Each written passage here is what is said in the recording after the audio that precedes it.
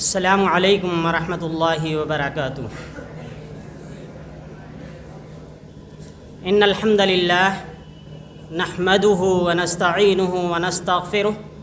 ونعوذ باللہ من شرور انفسنا ومن سیئات اعمالنا من يهده الله فلا مضل له ومن يضلله فلا هادي له واشهد ان لا اله الا الله وحده لا شريك له واشهد ان محمدا عبده ورسوله اما بعد فقد قال الله تعالى اعوذ بالله من الشيطان الرجيم واتقوا الله ويعلمكم الله۔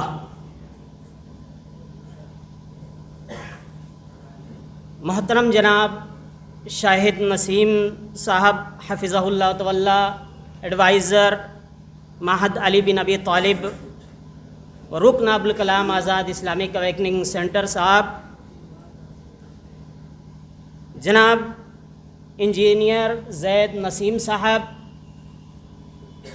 معزز علماء کرام، معززین شہر لکھنؤ اور ہمارے تمام مہمانان گرامی قدر جو اپنے اوقات نکال کر کے یہاں پہ تشریف لائے، اور محترم اساتذہ کرام و ذمہ داران، نیز عزیز طلبہ، آپ کے نادر طلبہ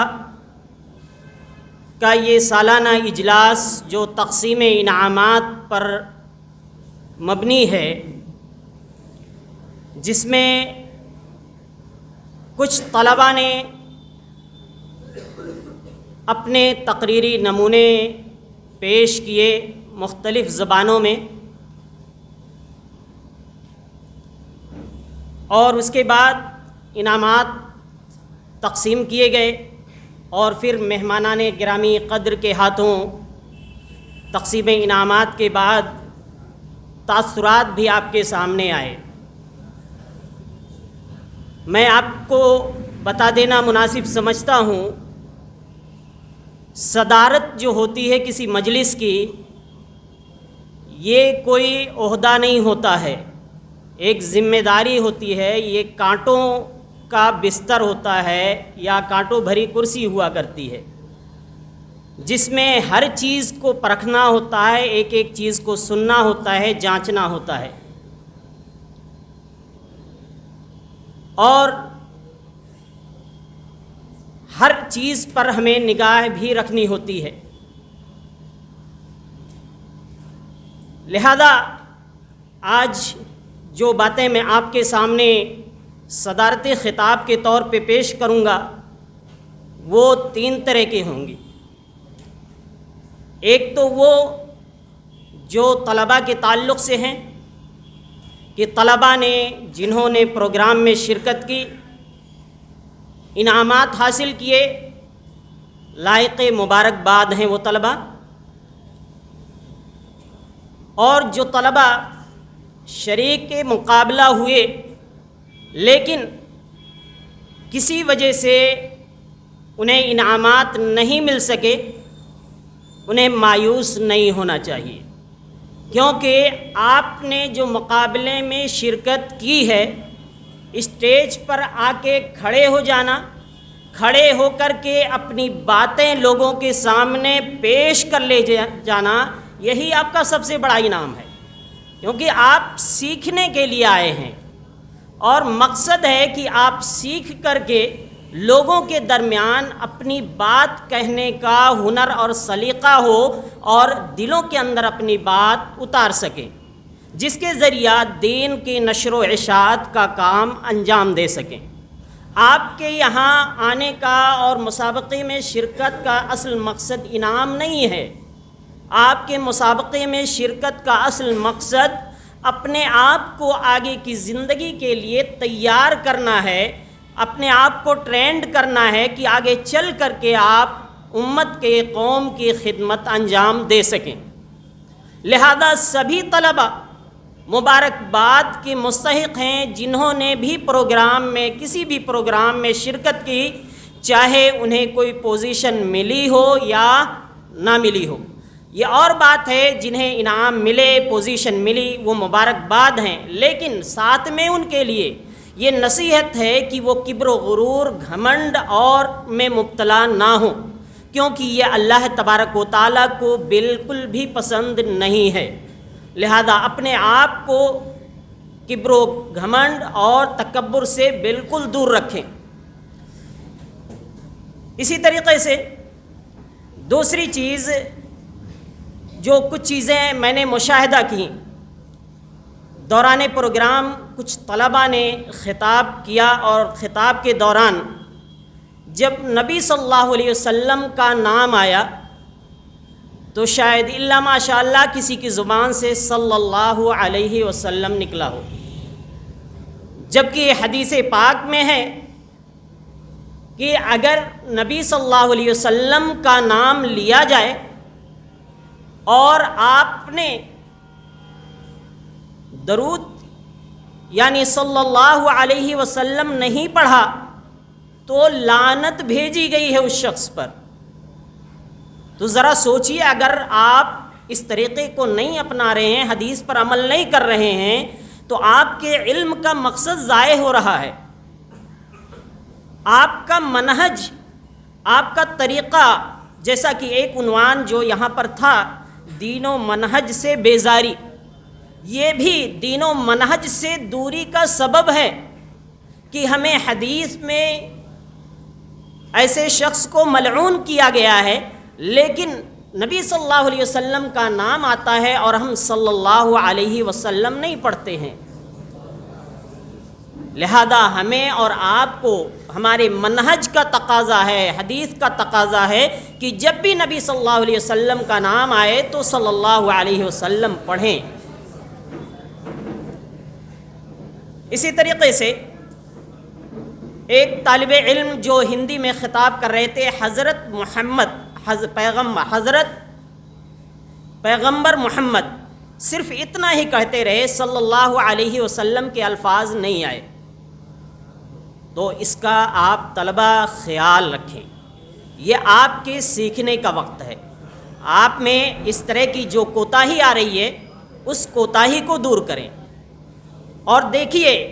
یہ ہمارا دینی اور اسلامی فریضہ ہے۔ اگر اس مجلس میں کوئی غلطی ہو رہی ہے تو اس کی اصلاح اسی مجلس میں ہونی چاہیے، کیونکہ جن کے تک یہ بات پہنچی ہے اگر وہ نکل گئے، ہم بعد میں اصلاح کرنے لگے تو پھر اس اصلاح کا کوئی حاصل نہیں رہ جاتا ہے۔ اگر غلطی یہاں پہ ہوئی ہے تو اصلاح بھی یہیں پر ہونی چاہیے، تاکہ جو لوگ موجود ہیں ان کو صحیح بات معلوم ہو جائے۔ لہذا اس میں کسی قسم کی کوئی ذلت، کوئی رسوائی، کوئی کمزوری کی بات نہیں ہے، بلکہ حق سب سے بڑا ہوتا ہے، حق سے بڑا کوئی نہیں ہوتا ہے۔ لہذا حق بات کو قبول کرنے میں کسی کو بھی کوئی تکلیف نہیں ہونی چاہیے۔ اسی طریقے سے اب میں اس کے بعد تاثرات کا سلسلہ شروع ہوا۔ ان تاثرات کے درمیان بہت ساری باتیں مہمانان گرامی قدر نے پیش کیے۔ محترم جناب شاہد نسیم صاحب نے مشورہ دیا کہ انگلش کے لیول کو اور اونچا کیا جائے۔ انشاءاللہ اس پر پوری کوشش کی جائے گی اور ذمہ داران ادارہ کے سامنے یہ بات رکھی جائے گی، اور کوشش چل رہی ہے، اور ہماری یہی کوشش ہے کہ ہمارے اچھے سے اچھے اساتذہ ہوں اور طلبہ اس میں خوب محنت کریں، اور انشاءاللہ جامعہ اسلامیہ سنابل میں کچھ دنوں کے بعد وہاں کا مسابقہ شروع ہو رہا ہے نادی کا، اور اس مسابقے میں میں اپنے معزز رکن محترم جناب شاہد نسیم صاحب کو دعوت دینا چاہتا ہوں، لیکن شاید آپ بیماری کے دور سے گزر رہے ہیں اور پریشان ہیں، لیکن اگر اللہ تبارک و تعالیٰ صحت و تندرستی سے نوازے تو آپ ضرور تشریف لائیں۔ ہماری اس مجلس میں ہمیں بہت خوشی ہوگی انشاءاللہ۔ انشاءاللہ کوشش ہوگی کہ اس ادارے کو اور اس کے لیول کو ہر چیز میں، صرف انگلش ہی نہیں، عربی، اردو، ہندی، انگلش، سبھی میں بہتر سے بہتر کرنے کی کوشش ہو رہی ہے اور انشاءاللہ ہوگی، اور آپ تمام لوگوں کے تعاون سے انشاءاللہ یہ ساری چیزیں انجام پائیں گی انشاءاللہ۔ اسی طریقے سے ایک بات آئی، بہت ساری باتیں اس پروگرام کے اندر آپ کو نصیحتیں کی گئی، عمدہ نصیحتیں کی گئیں آپ کے علم کو،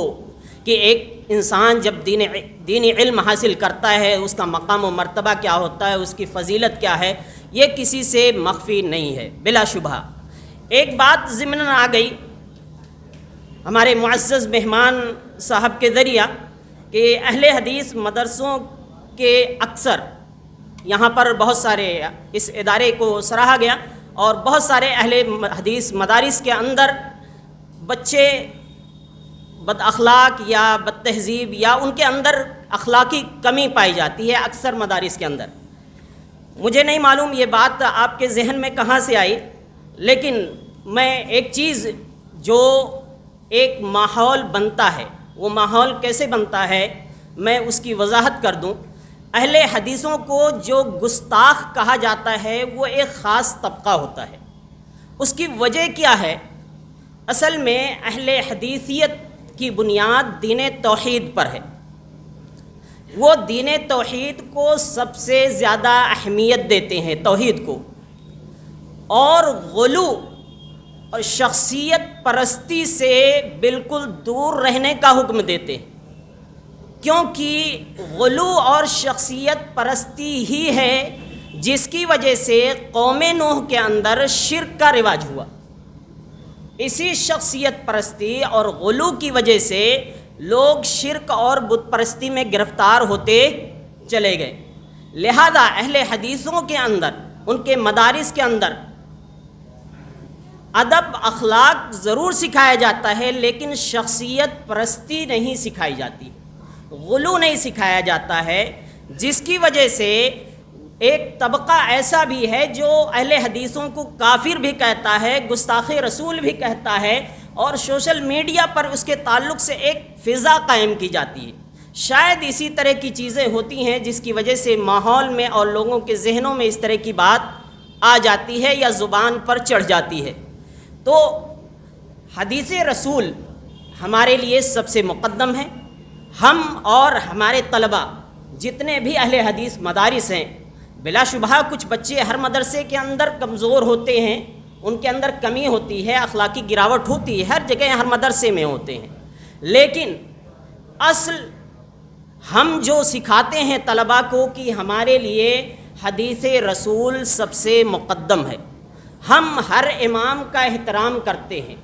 ان کی عزت کرتے ہیں، ان سے بہتر طریقے سے پیش آتے ہیں، ہر انسان کا احترام کرتے ہیں، ہر عالم کا احترام کرتے ہیں، لیکن جہاں بات یہ آتی ہے کہ حدیث رسول کے مقابل میں کسی کا قول ٹکرا رہا ہے، کسی کی بات ٹکرا رہی ہے، تو پھر ایسی صورت میں ہم حدیث رسول کو سب سے معظم اور معزز سمجھتے ہیں، اور اس کے مقابل میں جتنے بھی اقوال، جتنی بھی باتیں آتی ہیں ٹھکرا دیتے ہیں۔ اس کی وجہ سے بھی عام طور پہ اہل حدیثوں کو اور اہل حدیث مدارس کے اندر زیر تعلیم طلباء کو گستاخ کہا جاتا ہے، بد اخلاق کہا جاتا ہے۔ یہ عام ایک عمومی فضا ہے جو ماحول میں پیدا ہوتی ہے، تو یہ ایسا نہیں ہے۔ ٹھیک ہے، کچھ چیزیں ہر جگہ، ہر مدارس میں کسی بھی منہج کے تعلق، کسی منہج کے بھی ماننے والے ہوں، ہر مدارس کے اندر بچوں کے یہاں یہ چیز پائی جاتی ہے۔ تھوڑے بہت بچے ہو سکتے ہیں ان کے یہاں کوئی کمی ہو، لیکن بچے ہیں، گھر والوں نے اصلاح کے لیے ہی بھیجا ہے، ظاہر سی بات ہے دھیرے دھیرے ان کی اصلاح ہوگی، اور ہمارے اساتذہ، معلمین جو بھی ہیں اپنی پوری کوشش کرتے ہیں اور بہترین طریقے سے ان کی تربیت کرنے کی کوشش کرتے ہیں۔ ہم بڑے ہی احترام کے ساتھ، ادب کے ساتھ اپنے مہمانوں سے یہ بات رکھنا چاہتے ہیں کہ آج کل جو ماحول سوشل میڈیا کا ہے،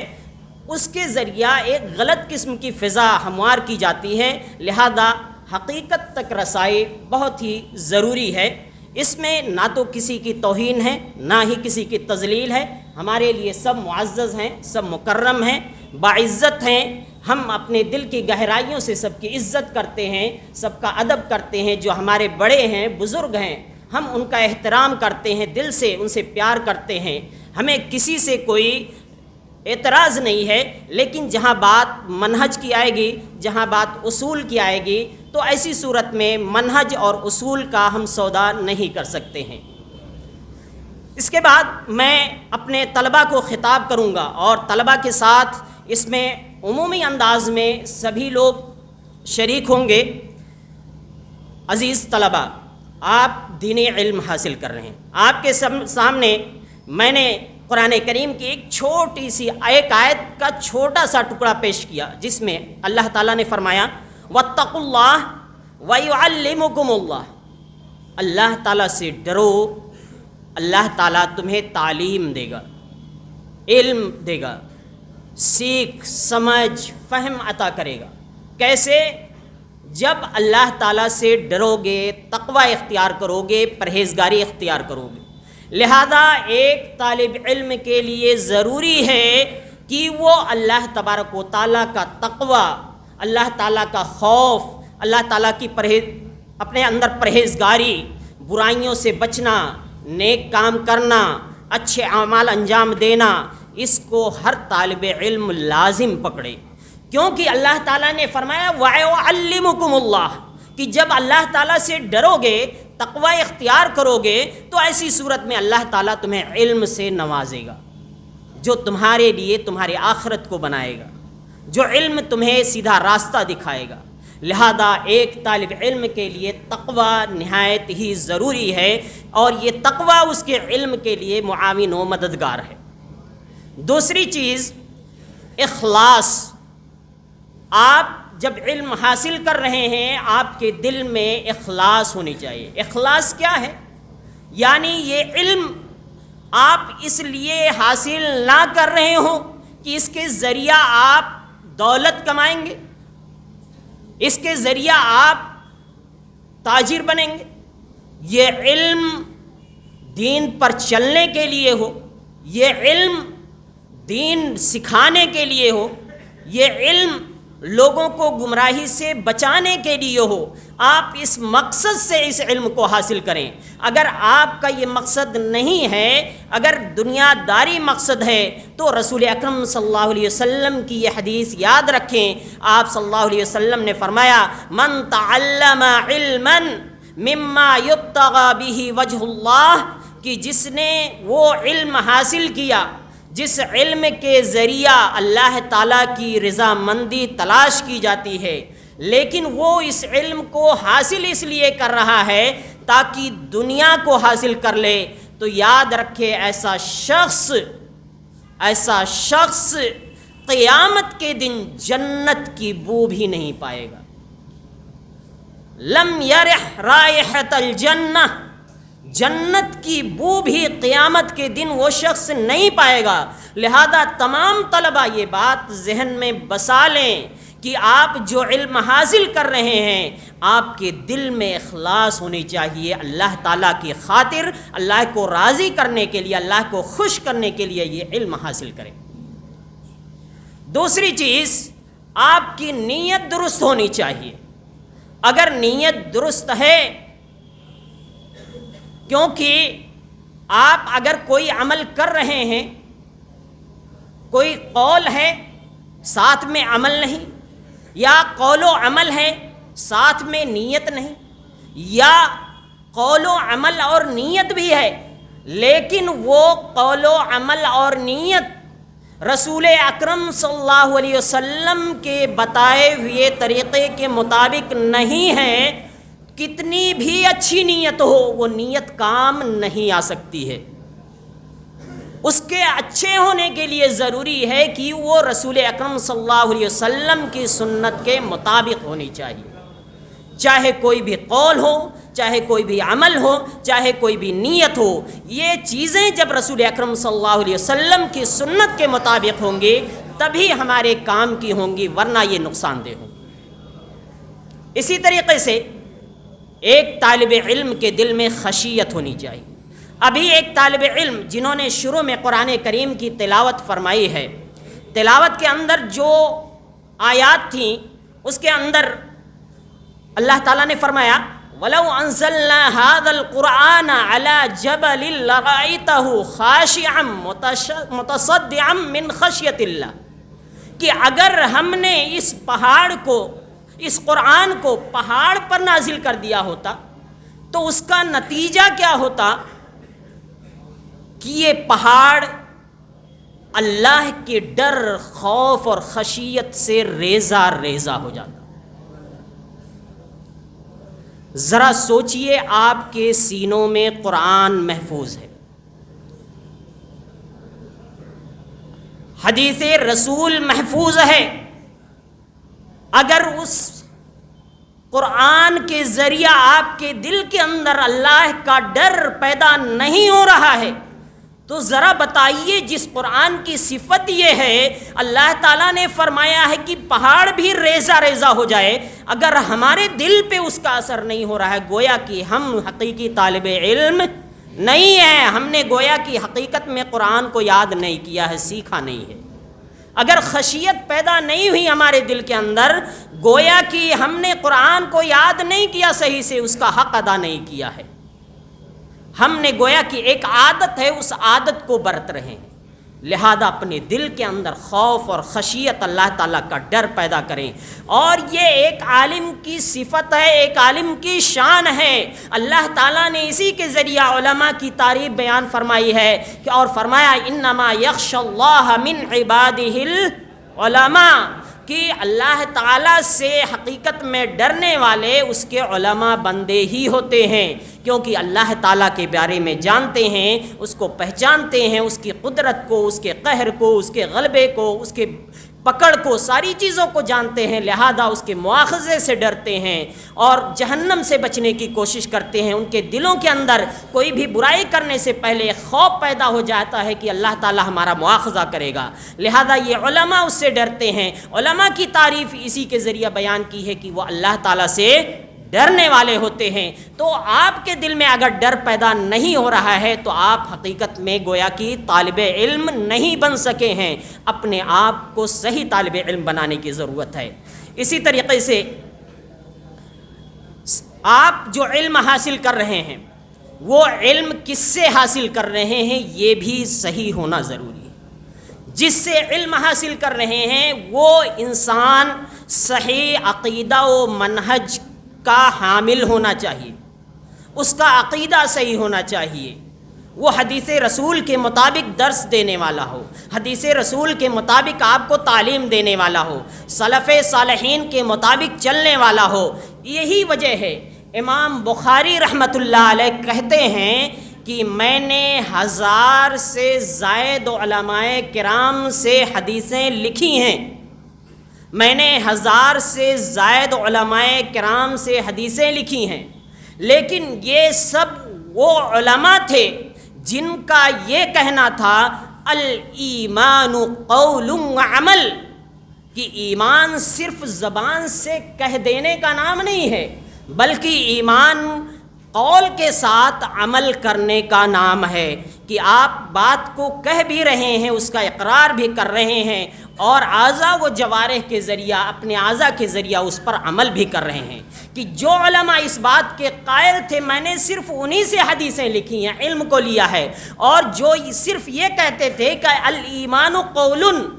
کہ ایمان صرف قول کا نام ہے، تو میں نے ایسے لوگوں کی حدیثیں نوٹ نہیں کی، ایسے لوگوں سے علم نہیں لیا۔ کیا سبق ملا اس سے، کیا سیکھ ملی؟ کہ آپ ایسے علماء سے علم حاصل کریں جن کا عقیدہ، منہج، طریقہ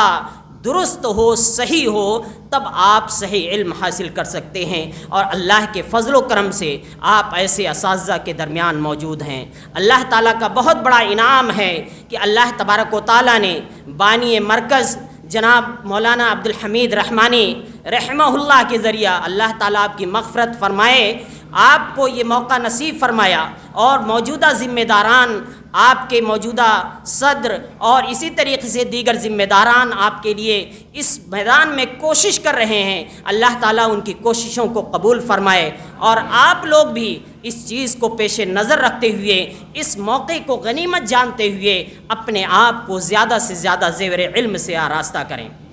اس کے بعد ایک طالب علم کے اندر کبھی گھمنڈ اور غرور نہیں آنا چاہیے، اس کے اندر یہ نہیں ہونا چاہیے کہ میں سب کچھ جانتا ہوں۔ ایک طالب علم کے اندر ایک صفت ہونی چاہیے، جو بات نہیں جانتا ہے وہ کہہ دے کہ مجھے نہیں معلوم ہے، جو بات نہیں جانتا ہے وہ کہہ دے مجھے نہیں معلوم ہے۔ عبداللہ بن مسعود رضی اللہ تعالیٰ عنہ کی حدیث ہے صحیح بخاری کے اندر،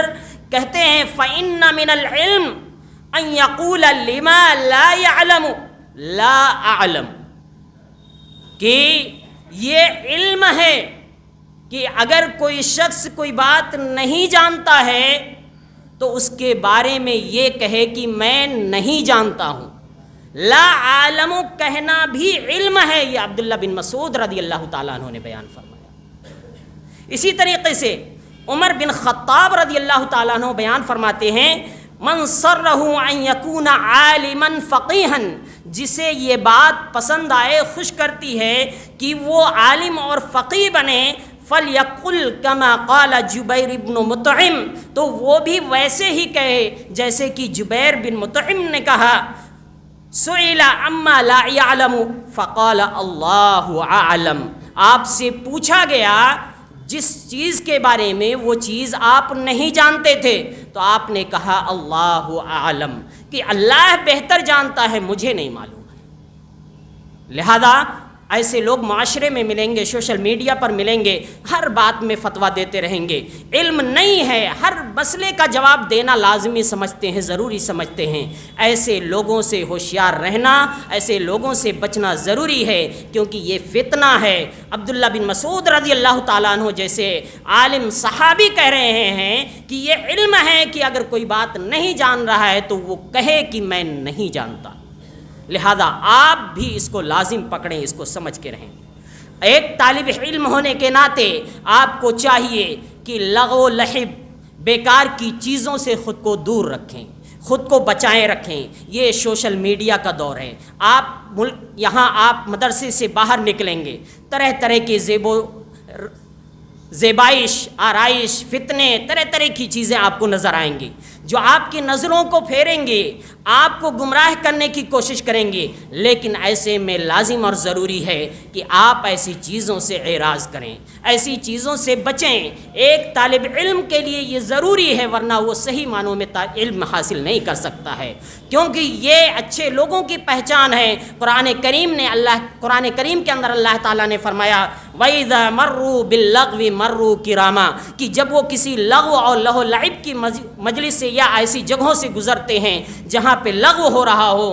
یعنی چیزیں ہو رہی ہوں، تو وہ بڑے ہی شریفانہ انداز میں بچ کر کے اس چیز سے دور رہ کر کے، ہٹ کر کے نکل جاتے ہیں، اس میں پڑتے نہیں ہیں۔ اور نبی پاک صلی اللہ علیہ وسلم نے فرمایا من حسن اسلام المرء ترکہ ما لا یعنی، کہ انسان کے اسلام کی بہتری اسی میں ہے کہ ایسی چیزوں کو ترک کر دے جس کا اس سے کوئی تعلق نہیں ہے۔ آپ کا تعلق علم سے ہے، دین سے ہے، قرآن سے ہے، حدیث سے ہے۔ آپ اپنا من، اپنا ذہن، اپنا دماغ، اپنی ساری کوششیں اس میں لگائیں، دنیاوی زیبائش میں، دنیا کی رنگینیوں میں اپنے آپ کو نہ لے جائیں، سوشل میڈیا پر اپنے آپ کو نہ لے جائیں، خود کو بڑا ظاہر کرنے کی کوشش نہ کریں، کیونکہ یہ ایک عالم کے شان بات نہیں ہے۔ لہذا لازم اور ضروری ہے کہ آپ خود کو اس چیز سے بچائیں۔ اسی طریقے سے ایک طالب علم کے اندر سادگی ہونی چاہیے۔ سادگی، وہ بہت زیادہ خود کو بنا سگار اور اس طرح کی چیزوں میں نہ لگا کے رکھے، کیونکہ البذاذۃ من الایمان، رسول اکرم صلی اللہ علیہ وسلم نے فرمایا سادگی یہ ایمان ہے، ایمان کا حصہ ہے۔ لہذا ہر طالب علم کو سادگی پسند ہونا چاہیے، اس کے اندر سادگی ہونی چاہیے۔ اسی طریقے سے ایک طالب علم کو دنیا پرستی سے بچنا لازم اور ضروری ہے، اسے دنیا پرستی کا شکار نہیں ہونا چاہیے۔ دنیا کی چیزوں میں گرفتار نہیں ہونا چاہیے۔ اس کا اصل مقصد دین اور دین کا حصول اور لوگوں میں نشر و اشاعت ہونی چاہیے۔ اس کا مطلب یہ نہیں کہ آپ اپنی روزی روٹی حاصل نہ کریں لیکن دین کو اس کا وسیلہ نہ بنائیں، بلکہ دیگر جو ذرائع آپ کے لیے ہیں آپ اپنی روزی روٹی کا بندوبست کریں، لیکن دین کو دنیا طلبی کا ذریعہ نہ بنائیں، کیونکہ رسول اکرم صلی اللہ علیہ وسلم نے فرمایا کہ جس کا مقصد رسول اکرم صلی اللہ علیہ وسلم نے فرمایا جس کا مقصد آخرت ہو، جس کا مقصد آخرت ہو تو اللہ تبارک و تعالیٰ اس کے دل کو اطمینان عطا کر دیتا ہے، اس کے دل کو سکون عطا کر دیتا ہے، قناعت عطا کر دیتا ہے کہ معمولی چیزوں پر بھی وہ خوش رہ لیتا ہے اور اس کے معاملات کو سمیٹ دیتا ہے، دل جمعی عطا کرتا ہے، اس کا دل مطمئن رہتا ہے، اسے پریشانی نہیں ہوتی ہے، بے چینی نہیں ہوتی ہے، اس کے معاملات نمٹتے رہتے ہیں۔ آگے رسول اکرم صلی اللہ علیہ وسلم نے فرمایا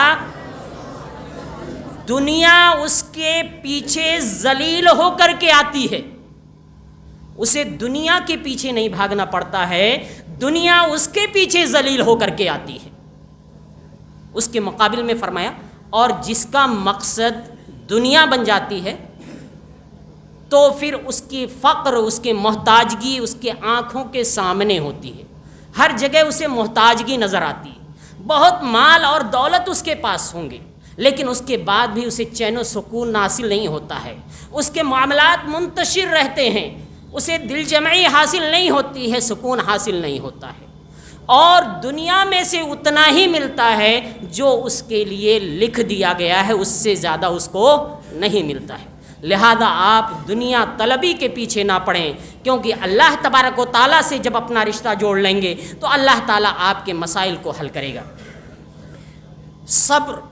ایک طالب علم کے لیے صبر ضروری ہے۔ ایسا نہیں ہو سکتا کہ آپ ایک سال میں، ایک مہینے کے اندر، چند سالوں کے اندر عالم بن جائیں۔ ایک عالم بننے کے لیے صبر کی ضرورت ہے، وقت کی ضرورت ہے، صبر کے ساتھ وقت دے کر کے یہ علم حاصل کرنا پڑے گا، تب جا کر کے آپ ایک اچھے عالم بن سکیں گے۔ اسی طریقے سے آخری بات